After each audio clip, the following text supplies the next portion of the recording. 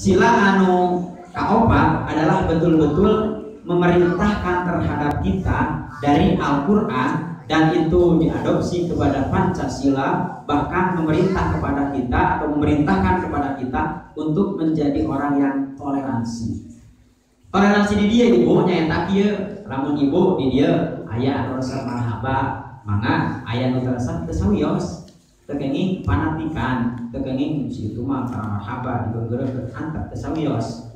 Nu penting mah urang saling menghargai.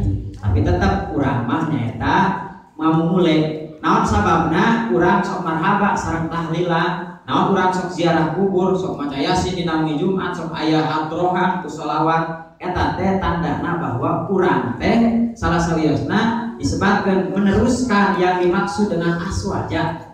Ari aswaja teh, pengertian aswaja itu ada 3 aspek.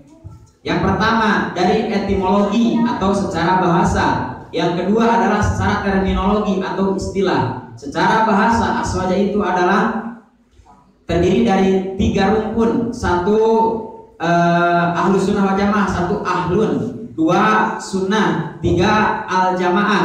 Ahlun artinya adalah keluarga. Terus sunnah adalah jalan tabiat perilaku Kanjeng Nabi Muhammad Sallallahu Alaihi Wasallam. Al jamaah itu adalah sekumpulan segolongan orang-orang.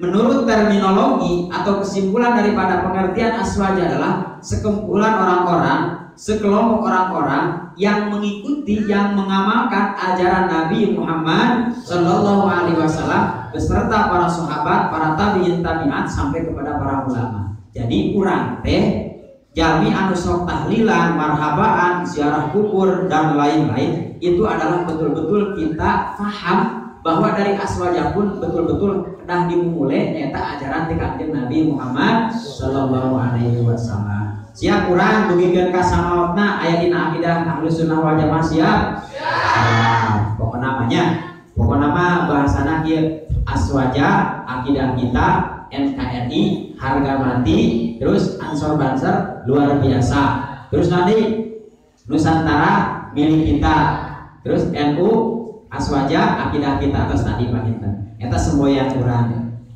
Salajengna saatosna naon namina teh sila anu kaop